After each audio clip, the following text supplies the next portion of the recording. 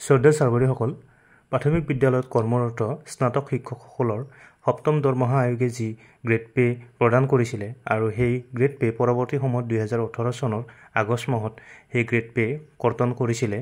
তাৰ পৰিপ্ৰেক্ষিতত প্ৰাথমিক শিক্ষকসকলে অৰ্থাৎ প্ৰাথমিক বিদ্যালয়ত কৰ্মৰত স্নাতক শিক্ষকসকলে দীৰ্ঘদিন ধৰি আদালতৰ দ্বাৰস্থ হৈ আছিলে আৰু যোৱাকালি এই আদালতৰ ৰায়ে প্ৰাথমিক শিক্ষকসকলৰ মনত দুখৰ প্ৰভাৱ পেলায়। অৰ্থাৎ যোৱাকালি আদালতে তেখেতসকলৰ এই যি দাবী ৮৭০০ টকা গ্ৰেড পে এই দাবীক নিশ্চিত কৰে আৰু চৰকাৰী ৰায় বাহাল ৰাখে। বিভিন্ন বাতৰি কাকতত আজি এই বাতৰি প্ৰচাৰ হৈছে। আপোনালোকক এটি মই বাতৰি কাকতৰ দেখাবলৈ বিচাৰিছোঁ। দৈনিক অসমত আজি এনেদৰে প্ৰকাশিত হয়, প্ৰাথমিক বিদ্যালয়ৰ স্নাতক শিক্ষকৰ গ্ৰেড পে হ্ৰাস, চৰকাৰৰ সিদ্ধান্ত বাহাল, শিক্ষকৰ আবেদন খাৰিজ উচ্চ ন্যায়ালয়ৰ। অৰ্থাৎ গুৱাহাটী উচ্চ ন্যায়ালয়ে এই আবেদন খাৰিজ কৰে।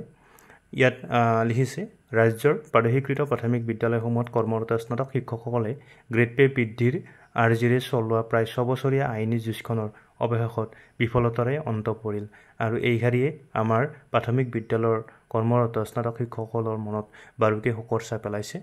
আমাৰ প্ৰাথমিক বিদ্যালয়ৰ শিক্ষকসকলৰ এই গ্ৰেড পে 2018 চনৰ 4 আগষ্টত চৰকাৰী নিৰ্দেশযোগে এই গ্ৰেড পে হ্ৰাস কৰা হৈছিলে। অৰ্থাৎ যি এনমলি কমিটিয়ে ৮৭০০ৰ পৰা ৭৪০০ টকালৈ গ্ৰেড পে হ্ৰাস কৰিছিলে আৰু পৰৱৰ্তী সময়ত আমাৰ স্নাতক শিক্ষকসকলে তেখেতসকলে আদালতৰ দ্বাৰস্থ হৈছিলে।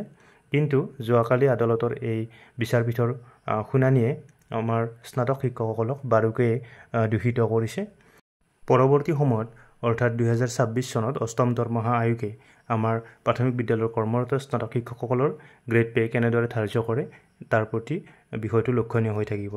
ধন্যবাদ।